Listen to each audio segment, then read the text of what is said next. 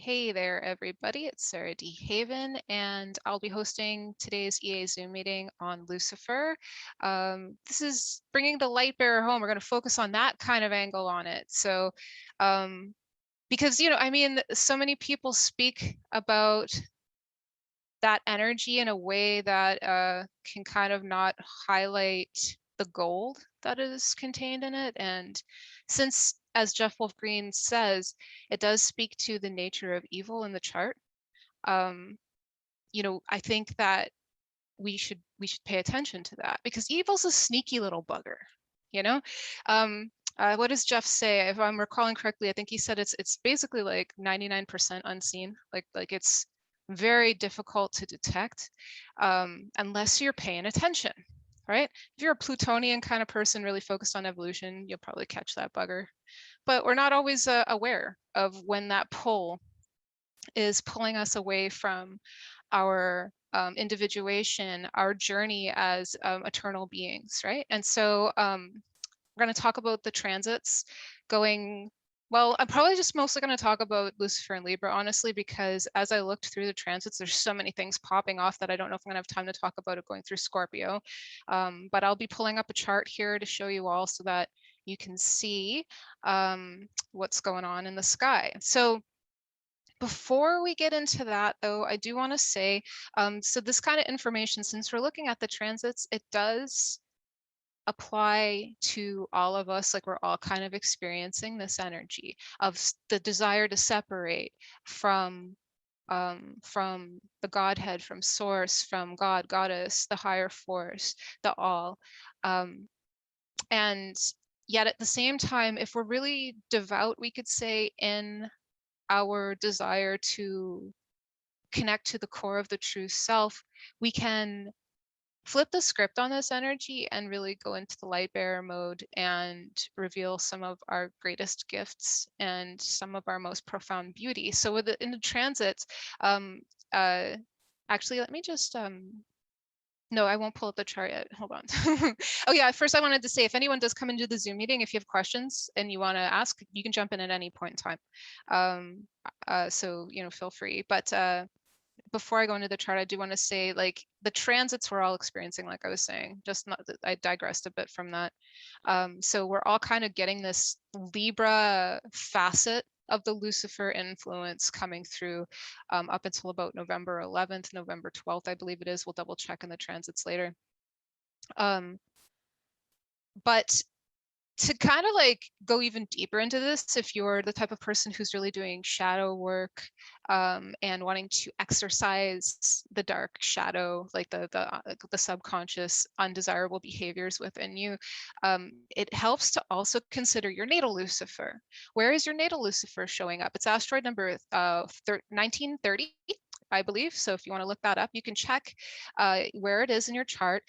Consider the sign and the house. And perhaps if you want to go even further, you can look at the ruler of the sign and its house placement and any aspects that Lucifer is making with planets and asteroids and whatnot in your chart. Okay, so let's, I've got so much to say here, there's just so much to see this season, right? Like, so my question to myself is can I can I make this succinct? That's always my question. Third house Saturn, right, with the Jupiter conjunction. So it's like, can I make this succinct? We'll see. First off, I want to kind of wind back in time to August 29th. So that was, about a week or so ago. Back at that point, Lucifer, and I'll just point it out here on the screen, you'll see it's the giant yellow L on my chart wheel, right? It just moved into Libra around that point in time. At this point in time, it was also conjuncting Mercury, right? And so this conjunction lasts, let me just adjust a few things on my screen so I could see what I'm doing. It lasts about, I mean, like as far as like really concentrated, it lasts a few days. Why is this important? Now, again, like when we consider this separating kind of almost like sabotaging influence of Lucifer energy when it's running unconscious, when planets are aspecting it or if something conjuncts it, it can actually intensify that sabotaging energy or the light-bearing energy based on what planet is conjuncting it. So like in this case with Mercury, it can affect how we're thinking. It can affect our communication. It can even affect, based on the sign that it's in, like in this case, Libra, it can bounce into Libra itself and kind of speak to how are we communicating beautifully? How are we communicating from a space of being connected to self-esteem, the ability to relate, right? And so why this is important is because, like I was saying, this energy is kind of sneaky. And if we're paying attention to where we're out of alignment with ourselves, we can do really well. So a clue when it's transiting through Libra is to look at the ruler, right? Which in this case would be Venus, since Venus rules Libra. So we would see kind of like the negatives, I guess we could say, potentially of Lucifer as it relates to Libra. And so I'm just going into my handy dandy keywords from the EA glossary here for Libra, right? So objective awareness, relationships, comparison. I won't go through every single one of them, but like listening skills, extremes, the mask we wear, codependency, half-truths, being surface or superficial, like shallow, beauty, flirtation, choices, damaged trust, our appearance, our idealism, philanderer, social grace, these kinds of things, right? The question is, right, like if we think about that, and I'm going to try my best to stay focused here, there's just so much to say.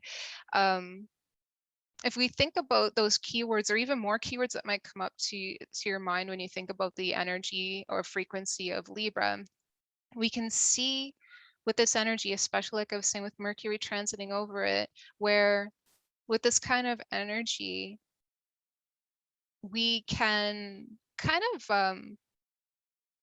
well, I mean, it can play out so many ways, but we can be duplicitous, or we may not say exactly what we want to say. So like when we think about Libra, like Libra really hates conflict, right? And so it can be very much about wanting to avoid conflict, even though maybe we know we need to speak the truth on something. Because Libra also speaks to extremes, it can actually go in the other bent as well, where maybe we say more than we meant to and say something completely tactless or lacking in diplomacy, something harmful, right? With this kind of energy, we can be super focused on other people. Narcissus in the sky is at this point in time is around 4 degrees too. So there can be this pull to kind of like see in others some like a point of beauty or something that we might like be envious of, that we wish that we could have, to the point where we forget that that beauty exists within ourselves. Like this energy can play out in so many ways. So one of the key things, considering everyone has Lucifer in a different place, everyone has a different planetary positions in their natal chart, something to make this simple, what we can do is consider, again, go back to Venus, right? Again, like it's not just Libra though. Like when we're talking about Venus, we want to look at Taurus energy too, especially considering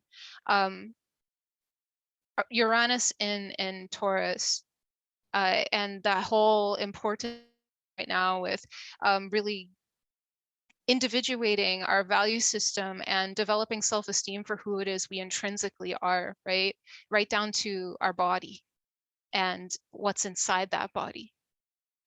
And so when we take this into consideration, what is important to us, what matters to us, how much we value ourselves and what we have to bring to the table, this can help us get really grounded in how we're interacting, air element energy Libra, with other people.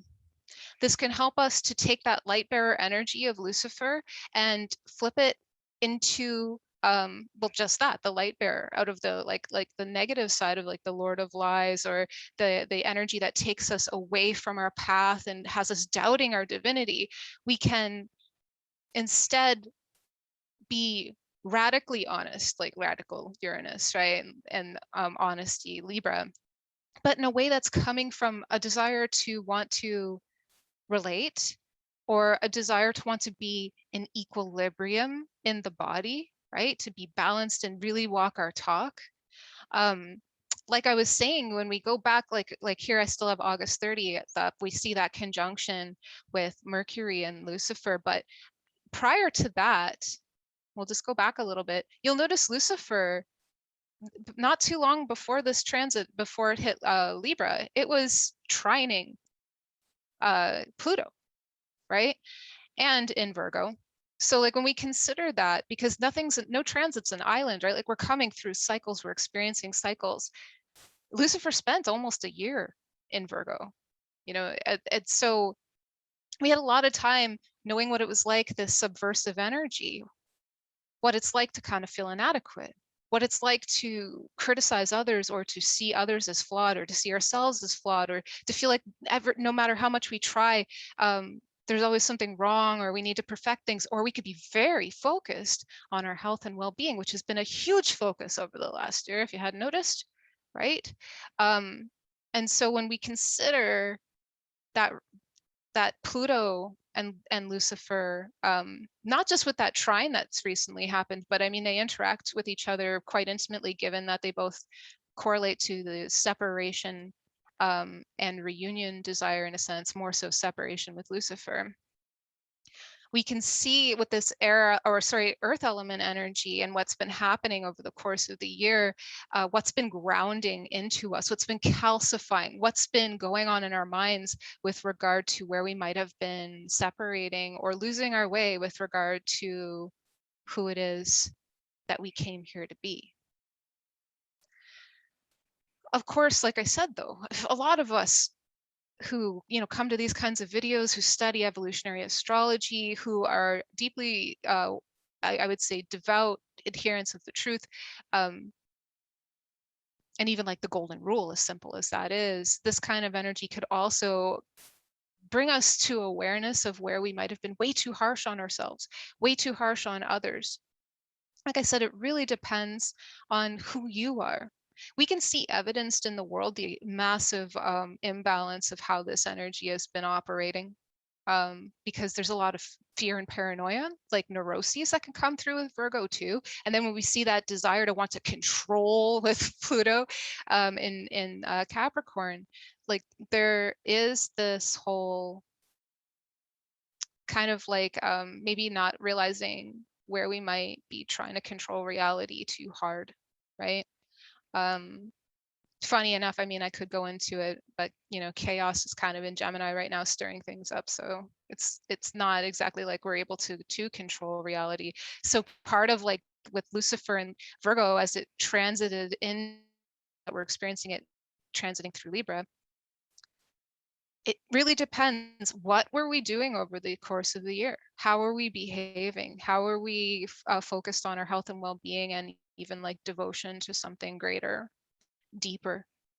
That will determine how we experience Lucifer and Libra, right? And so again, it goes into the whole concept of like our self-esteem, our willingness to listen, to relate, to be able to be objective too, the air element energy.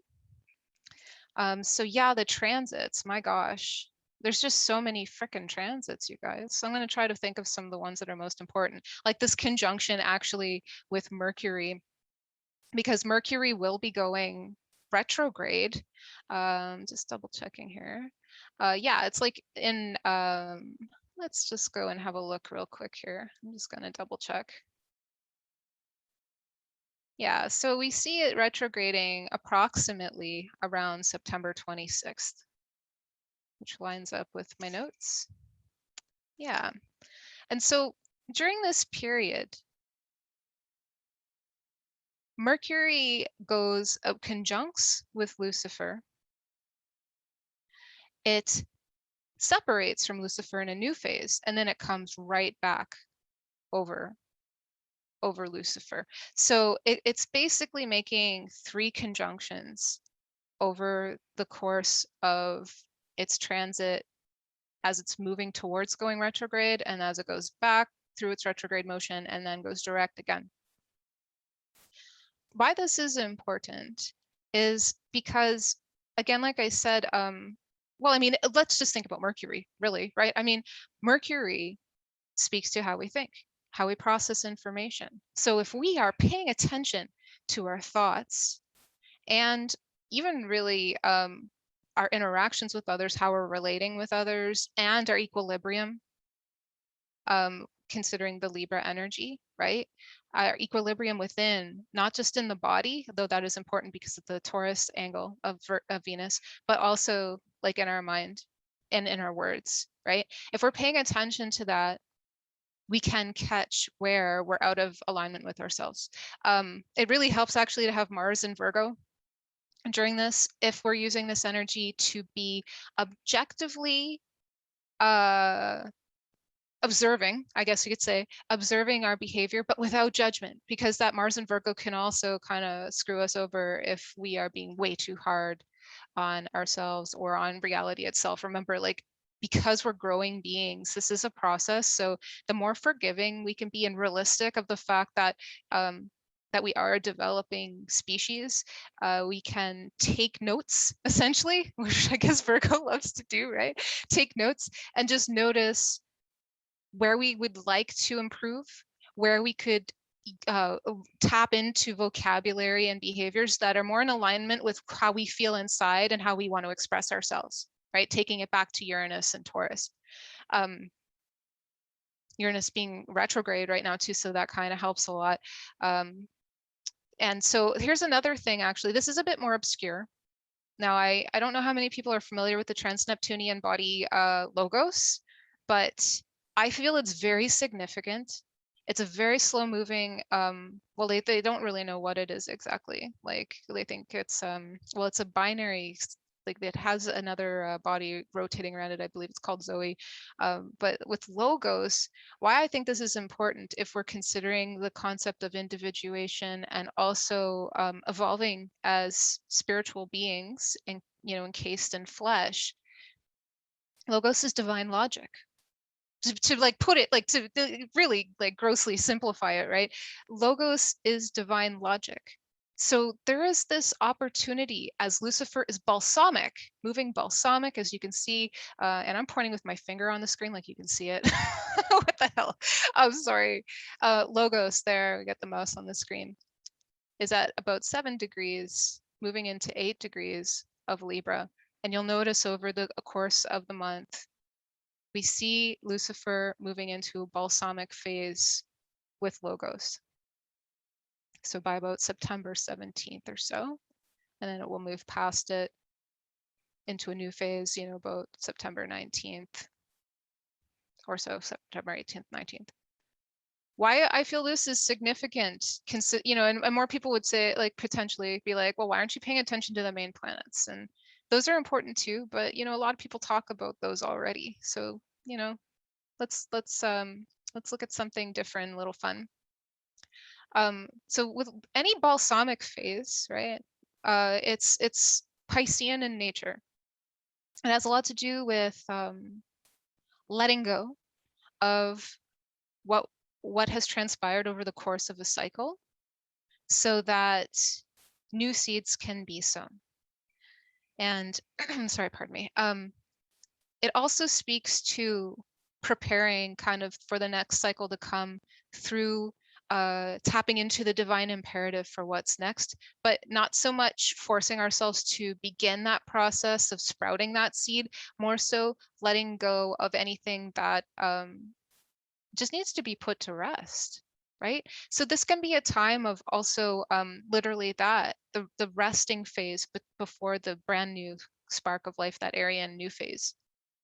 But because again, it's Piscean in nature, we want to be very, very realistic about where it is that we are going in life, where it is that we want to go, and who it is that we want to be. Because again, Lucifer speaks to how we're bearing light if we tap into that, but it also speaks to, as Jeff Wolf Green would put it, how we are experiencing and expressing the nature of evil, and that tends to take us into the opposite direction to where it is that our spirit and soul would like to go in this iteration. and even on iterations to come, because this can kind of be cumulative, right? Depending on certain factors. So again, thinking about Logos and Libra, or Logos and Lucifer and Libra, the Libra energy, and the concept of self-esteem, and the concept again of divine logic.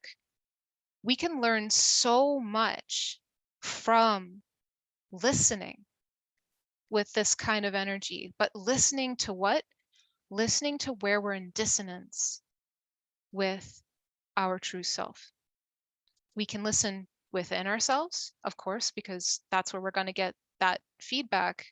But it also helps with Libra to pay attention to what we're getting from the outer world back at us as far as interactions are concerned. What are we hearing coming back at us?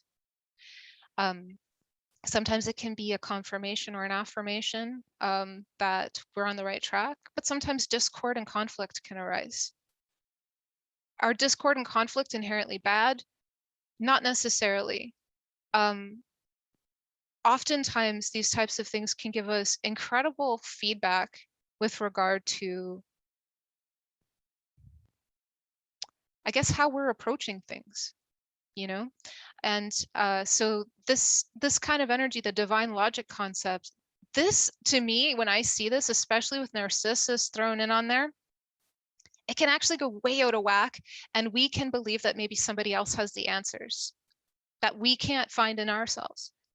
And when we hear beautiful tones like Libra, beauty being expressed or emanated from someone, we may feel like with the concept of Lucifer and the pride that's in there, if it's deeply embedded in us, the inability to celebrate someone else's beauty, we may deeply, deeply criticize it.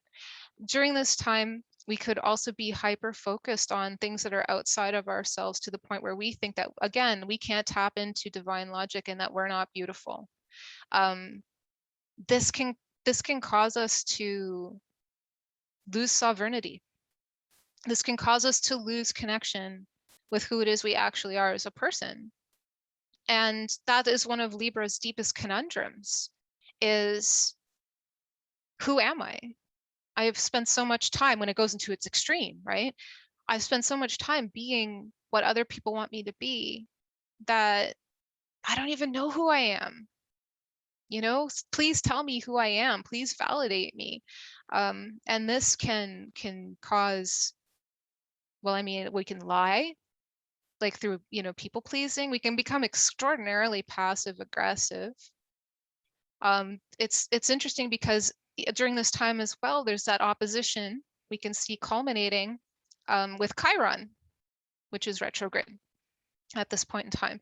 So like when we see that too, and then we consider the Lucifer polarity point helping us to kind of get perspective on how we want this energy to iterate in a balanced way, the Lucifer polarity point at this point in time being Aries, and again, Chiron being in Aries, we can actually find a lot of healing in just like not thinking so hard about how it is we interact with others, and just let ourselves express ourselves and then take what feedback we get in a detached manner and adjust, but not necessarily from thinking it into existence, but more like feeling it.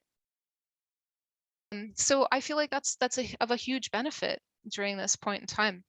I mean, really, that's the whole theme of the Lucifer transit, as far as I'm concerned. You know, listening and feeling our way into equilibrium, but not equilibrium that's based on what other people are telling you to be. Though the feedback we get from the outside is certainly helpful. It's more about, you know, again, like becoming who it is you came here to be. There, you know, I failed to mention, because before this even happens, as Lucifer's balsamic to Logos, it actually hits a trine with the north node of the moon in Gemini. And during this time, Ceres is hanging out around there. It's a bit of a looser conjunction, but it with the north node. But eventually, Lucifer, when it hits that conjunction with Logos, you know, that trine is becoming more intense with Lucifer, with Ceres here. So if we consider all of these energies interacting with each other, the north node being how we're emotionally evolving, where we're being asked to go out of our comfort zone in order to develop more emotional maturity and emotional intelligence, right? And emotional intelligence is not something you can intellect into existence. You can think about it and understand the concept, sure, right? Gemini loves that kind of thing. But when it comes to more like on a spiritual level, on a multidimensional developmental level, we tap into an intelligence that comes from energy frequencies synonymous with logos, right? And everyone has this ability to hone in on that.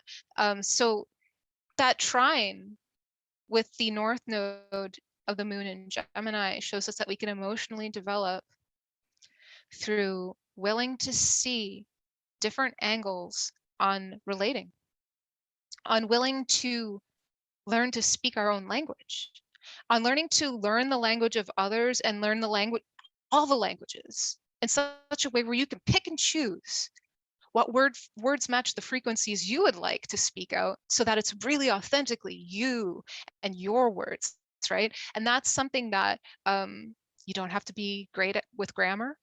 You don't even have to be like somebody who speaks a billion languages. But what it is it's taking feedback from the outer world in a way where it's like that resonates, that resonates, that resonates, and letting that, in a sense, kind of like using that feedback to determine what kind of frequencies you want to sing out into the world, right? I hope I'm making sense. I always hope I'm making sense, but I never know. Yes, so that's all great stuff, right? And then as we're doing, like, as this is happening, Mercury is, it's moving further and further away in that new phase from Lucifer. And then eventually at about, I don't know, it's like, 25 degrees or so, it goes retrograde and starts coming back towards Lucifer. So then I wonder to myself, right, what are we going to be reevaluating with regard to our thought process during this time, if we're taking Lucifer into consideration? Of course, there's so many other factors of how that transit, Mercury retrograde, is gonna pop off. But like with this, what we can see is this will be a time where we will kind of be picking up where we might have missed a step or didn't notice something with regard to how we were relating over the course of the month.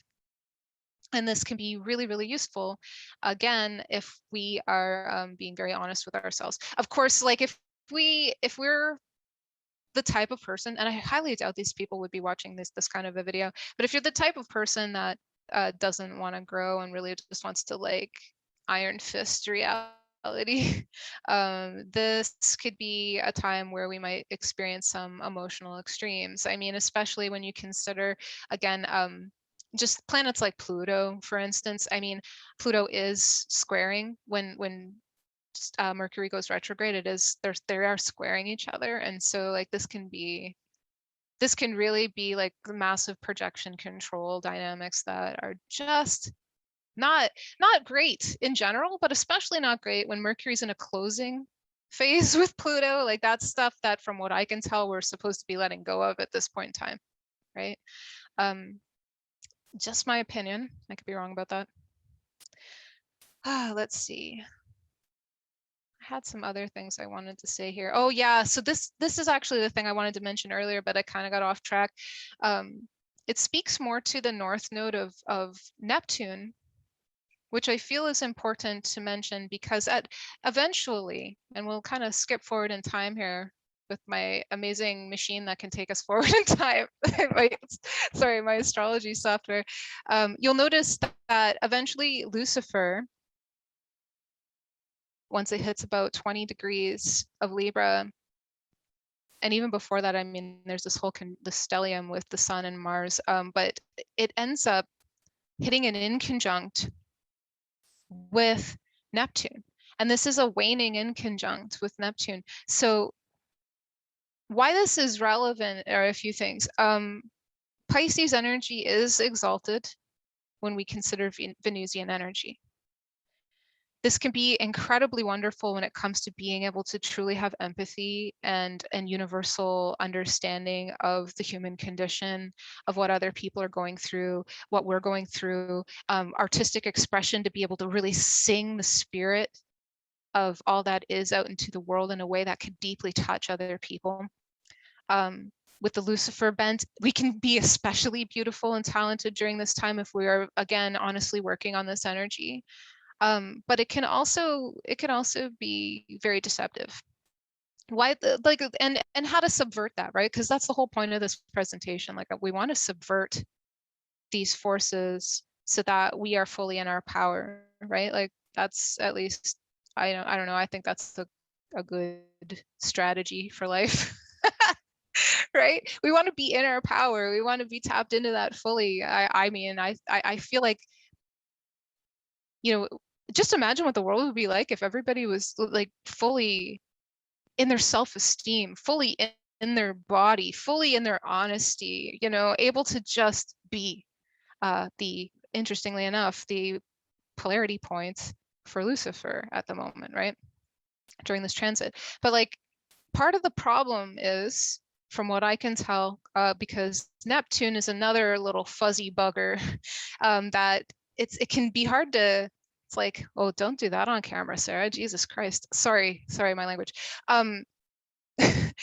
Neptune can cause us to desire so much to connect to the all, to something greater, to something universal.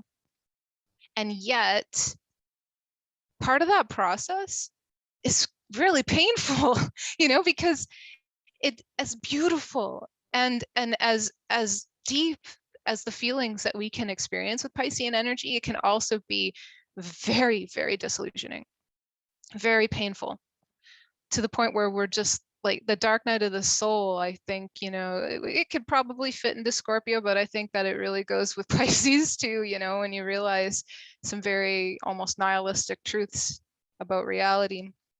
And so, you know, when I consider the North Node, which is where I'm really going with this, the North Node of Neptune is in Leo. It's been in Leo for a really long time. It's going to continue to be in Leo for a really long time. Like, I'm talking, geez, I don't even know how long, like at least 100 years, more than likely, plus, right? I haven't checked into it, but it's a very, very slow moving North Node. And so the North Node, well, Neptune, first of all, again, it's our phone line to source, to the all, to divinity consciousness, and the integrity of that connection, right? And so when I consider the North Node of Neptune, and especially during this time around October 17th, right? Like, how we can really subvert this energy, as I was saying, is to consider how our connection to divinity consciousness is evolving through that North Node in Leo. One of the traps in this is the belief that we need validation from the outside world, or from other people, or from an audience, or from our parents, or anyone outside of ourselves, including our perception of divinity, thinking that it's outside of ourselves, needing that validation in order to feel loved, Leo. Needing that validation in order to be spontaneous and courageous and romantic and creative, all Leo concepts, to have our heart open, you know. During this time, we have an opportunity to truly feel into where we might be looking outside of ourselves for validation. I mean, don't get me wrong, I have a Leo rising, so I love applause. You know what I mean? Like, it's great. It's great to feel loved. It's great to feel like it's okay, that you are you, and you are just amazing, just as you are. Like, I get that, right? To get that from the outside world, but that's not where the energy is being generated. It's really being generated from ourselves. And because for so long we've been focused on the outer world, you know, and interacting with the outer world and getting feedback from the outer world, as part of our evolution, I feel like along the way we have forgotten that all of this arises from within ourselves. And as you see on the screen, I mean, like, we can also tell that during this time, Venus, it's actually a grand fire trine, technically. Venus is conjunct the south node of Uranus. It's trining Chiron, and kind of like Lilith playing in on this too at the time, and then trining the north node of Neptune. You know, fire energy tends to not think of other people because it's fire, right? Like it's eating, it's busy eating. Right? And so it can be like kind of unaware of other people, but yet it's so beautiful, it's so warm, it's so inspiring. It really inspires our creativity, and it inspires our knowledge that there's something greater in a lot of ways, but in a way where we feel connected to it, like it's like us, right? Like we're that thing. And when I consider Lucifer in Libra, like this can go so awry in so many ways. So we got that conjunction with Mars, the sun. At this point in time, Mercury's just about to station direct. So hopefully we have done our homework over the course of this month as with regard to how in integrity we're behaving, right? It's so, so important. Because, you know, obviously, I feel like at least, I mean, obviously, is it obvious? I don't know. I guess I shouldn't make assumptions, right? Like I'm living life from my perspective. So, I mean, it's obvious to me, but I mean, that's also because I've been studying this stuff my whole life, like just life in general. But to me, it seems as though it is to everyone's benefit for us to be exactly who it is we are. But it's really hard to do when, because like what I'm saying, be yourself, express yourself, find your own words, sing your magic, you know, like all this stuff. I'm saying this and it sounds great, and it really is. And yet at the same time, conflict can arise. Like our bodily autonomy can be threatened. Our lives can be threatened. We can die attempting to be who it is that we are. You know, the south node of Neptune in Aquarius speaks to the memory that we all have coded inside of ourselves of the trauma that we've experienced when we attempted to individuate into the God selves that we all are, like that expression of divinity. When we were practicing our own religions or our own belief systems or magic or our own sexual preferences, or even just like literally the race we are, or these kinds of things, like the Inquisitions and Holocausts, and like, you know, God knows how many things that were in history that have been completely wiped from the written record. There's so much pain inside of us with a deep remembrance that it's not safe to express divinity. It's not safe. And yet, where we are at as a species right now, the Saturn-Jupiter conjunction back in December 22nd of last year speaks to this emphatically, especially with the north node of Venus right on that conjunction at the time. We are here to individuate, and now is like one of the most opportunities that we've ever had to do this, to like be brave. However, you know, Uranus and Taurus, and then again that whole concept of the Lucifer energy, you know, I'm not pretty enough, I'm not beautiful enough, I'm not articulate enough, like I'm thinking of it in Libra, right? And even when it was transiting in Virgo moving into Libra, like, again, it'll never be perfect enough. The world's not a safe place. How many times can I wash my hands? I can't wash my hands enough. Right now. And yet we're past the precipice now if we consider at least looking at it from the perspective of the conjunction last year, the grand conjunction in Aquarius between Saturn and Jupiter. And then eventually, in the not too distant future, Pluto will be moving into Aquarius as well. Like the train is, you know, and it's a steam engine, so it's picking up momentum, right? Like we are moving into a state of individuation right now. And so that requires courage. It requires us to not believe the lie that the beauty is outside of ourselves, to refuse to believe the lie that the outer world has the only solution. That's half the story, right? We need to be listening to ourselves and being able to express from within so that we can navigate the extreme vicissitudes that we're experiencing right now as a species on this planet. And so, yeah, sorry. Yeah, let's see here. What else did I want to say? Yeah, so I'm just going to touch really, really briefly on, I wanted to go more into that Grand Fire Trine, but let's look, let's skip forward into the future. Let's just a little bit. At this point here, now what, let's check my notes here. November 8th. Uh-oh. I mean, no worries, everybody. It's going to be fine. So around this time, the reason why I bring this one up is because we've got a really interesting transit happening at this point. And actually, it's a little bit leading into it because, you know, Lucifer will be squaring Pluto. And at this point, Pluto will have gone direct. So there's going to be some, we'll probably be seeing more moves in the outer world with regard to that whole Plutonian energy in our society with governments and rules and regulations, perhaps. I don't know exactly how it's going to go, but it will also be us kind of moving forward with our self-determination and building whatever it is that we're here to build on a soul level, right? Check your natal chart to see where your Pluto is to get more information on that. But yeah, so this square between Pluto and Lucifer is a closing square. So like this is a crisis in consciousness where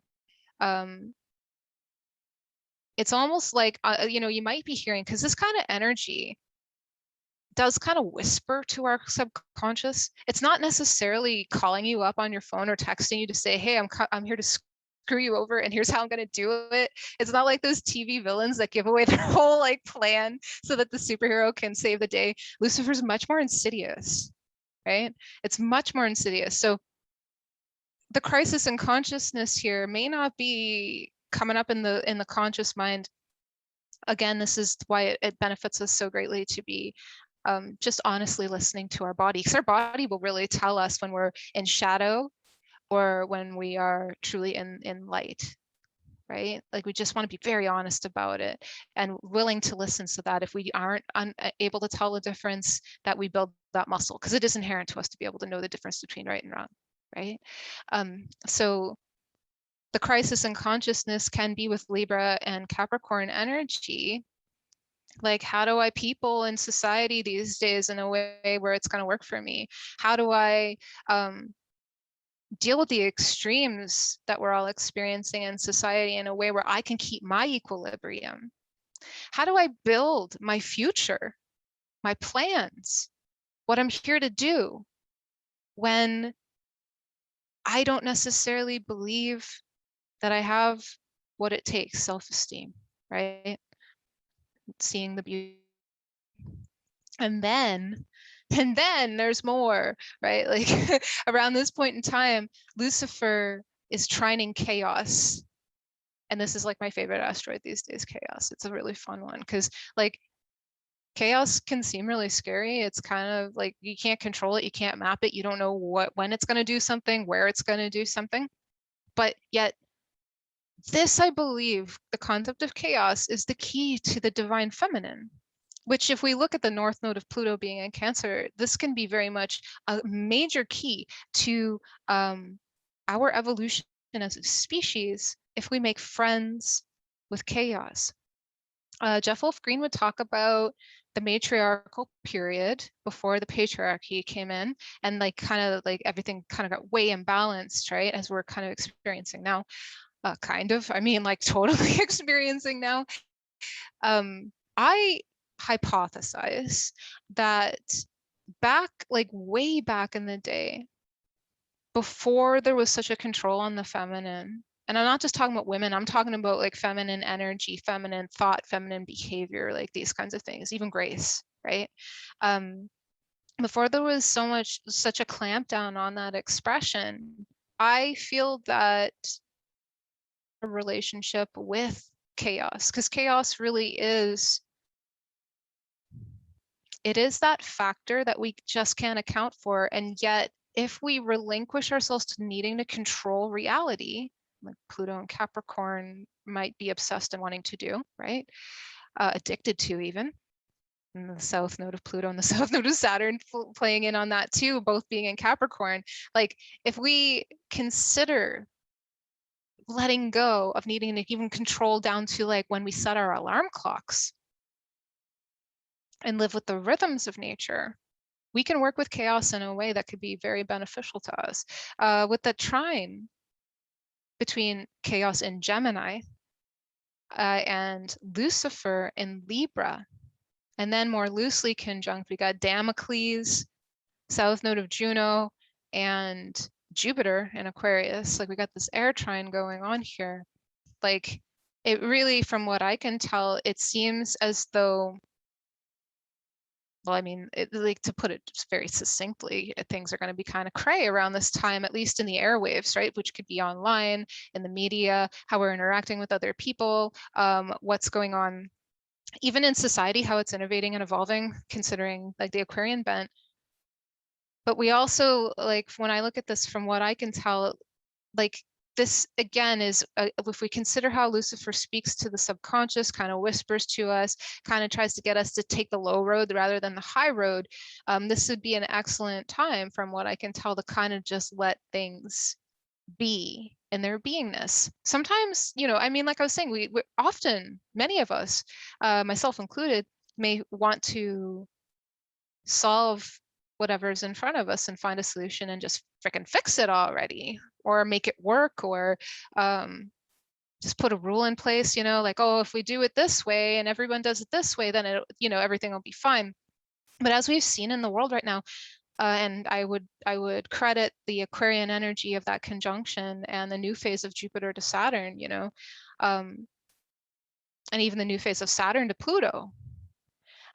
We can see that not everyone's on the same page, you know, with a lot of things.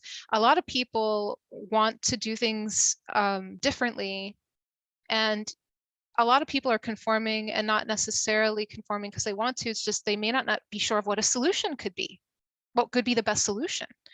And so like this kind of a transit gives us the opportunity as individuals to kind of just stop and watch what's happening.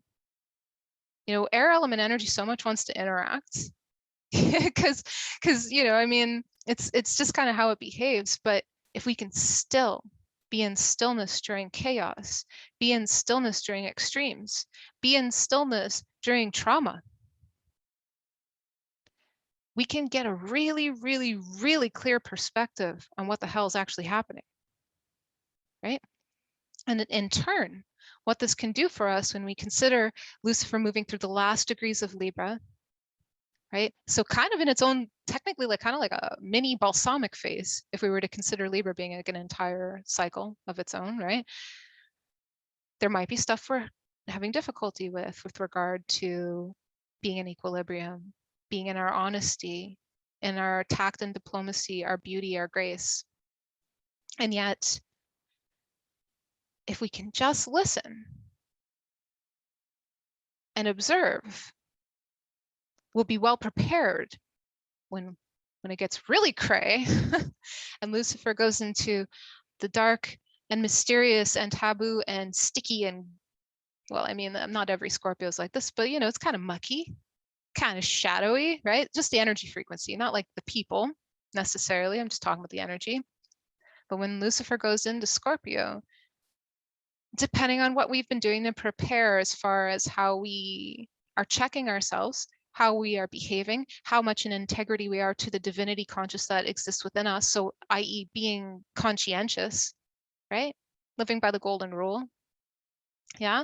And even taking the risk to let ourselves be who it is we really are, to speak from that space, to act from that space, to feel from that space, and not judge ourselves, then we can do really well during the Lucifer and Scorpio transit. Now, I don't have a ton of time to go into the transits with Lucifer and Scorpio, but I do want to talk about the energy signature, because since Lucifer is so linked to, say, like the 8th house, to Scorpio to Pluto, when it's in Scorpio itself, I feel like the energy can be incredibly intense. Haha, Scorpio keyword, right? Dad jokes, astrology dad jokes. So like we could even say like Scorpio rules, like is the ruling sign of Lucifer. We could say, I mean, I would maybe Leo would give it a run for its money in a lot of ways. But yeah, so if we consider this is like the transit where we can really, really transform shadow into light during this time. You know, we can really get rid of some of those parasitic forces, the shadow beliefs and behaviors and feelings. We can show them to the door. We can let them release. But my God, is it not a fun process when it comes to this kind of stuff? I'm just going to be honest. Sometimes it can feel like, oh, I'm able to release this. I'm ready. It's shedding off me and there's not a lot of pain. It's kind of like exfoliating your face. You know, it's like, oh, it feels good. But when we're going into the darkest, deepest territory of the subconscious, when it comes to addictions, when it comes to obsessions, when it comes to straight up like kind of like psychopathy, potentially, right? In the extremes of this energy, it can get really hard to acknowledge what's really happening inside of ourselves. It can be really hard to even like feel it and be with it and still with it. And yet the polarity point of Lucifer when it hits Scorpio, of course, is going to be Taurus, right? And it might be even especially difficult when we get to the point where Lucifer and Uranus reach their opposition. This could be especially hard because around this time, we're also looking at that square between Uranus and Saturn. Right? So Venus is also slowing down, getting ready to retrograde in Capricorn during this time. It's conjunct Pluto. So like this could be an incredibly empowering time, but it can be difficult too. Like we see this semi-sextile, this closing phase, waning semi-sextile between Mercury and Venus. Like we might really want to just be like, no, I know what's right. The ends do justify the means. You know, these kinds of beliefs. And we might even have a little bit of like sadism in there. This isn't everyone. I'm not speaking to everyone, but like I said, when it comes to Lucifer energy and Scorpio, it can get dark. But if we are willing, and you know, I mean the nodes too, like the south node is reaching the end of its trek through Sagittarius and Gemini. So we have that south node in Sag for a little bit longer. And it has the very objective and realistic, detached in a healthy way, we can use it, Jupiter in Aquarius, right? So if we are willing to really kind of approach how we feel from a space of like kind of like taking notes, being objective, observing, feeling what resonates, feeling what doesn't, we can flourish in this time and transcend and transmorgify what is putrefying within us. We can instead turn it into delicious sauerkraut or kombucha, like fermented into something that has health benefits, right? What does that mean? So essentially what I'm saying is that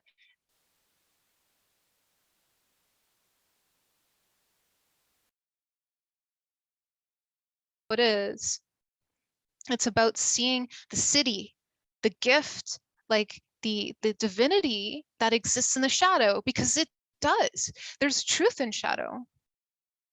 But because it gets so distorted, and because again, like we've been dealing with so much difficulty for so long as a species when it comes to just being in our divinity, being in our realness, our true self, there could be so much distortion from either early life or over the course of our lives or way back down the line, you know, coded in our DNA, that we might not understand what those feelings that we're feeling really are. Society can tell us what they mean, and they can be right to an extent. But because we're individuals, what we are feeling is very subjective, which means that no one will really understand it but you, what it is, what it means, what it's trying to say. And sometimes we might not even really understand it, and yet we need to express it. So again, here comes that fear of, do I individuate into who it is I am? That opposition with Uranus. You know, is it okay, Saturn in Aquarius, for me to bring into the material realm myself, me? Can I innovate my technology? Can I debug the viruses and the aberrations and the malware in my operating system? Is it okay for me to be dark? Is it okay for me to be dark? Essentially, what I'm saying is it okay for chaos, for the feminine, the deepest recesses of the feminine? For men, this is probably especially challenging, but I think it would be challenging for all of us because it can get really messy.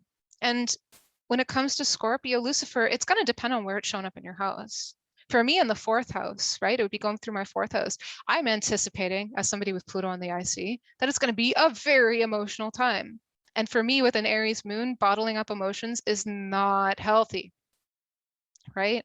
So this is where it gets scary because it's like, well, you don't want to go out and, open up the drawer and grab all the butcher knives and start like going to town, going postal, right? Instead, can we find a beautiful way that is aligned to the divinity in us of expressing this? Can we just say what we need to say? Can we cry? Can we get mad? Can we create art? Can we be okay with the addictions that we have at the moment, if we have any?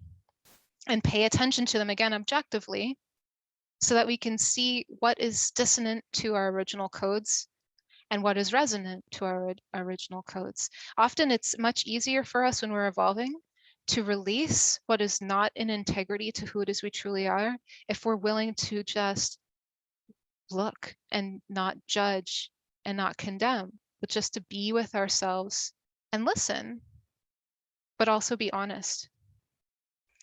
And so, yeah, that's pretty much it for now. I just want to leave it there. I did want to say, though, just for anybody who's curious, just going to bring up my transits. The Scorpio transit, let me jump into that. That will be occurring from November 12th. It's a very short transit, all things considered, until January 29th. Then we have quite a period of Lucifer in Sagittarius from January 30th of 2022. And it does retrograde during this period over the course of 2022 around the summer. And it will be in Sagittarius all the way up until October 31st. Oh, Halloween, cool, right? So Lucifer and Sag,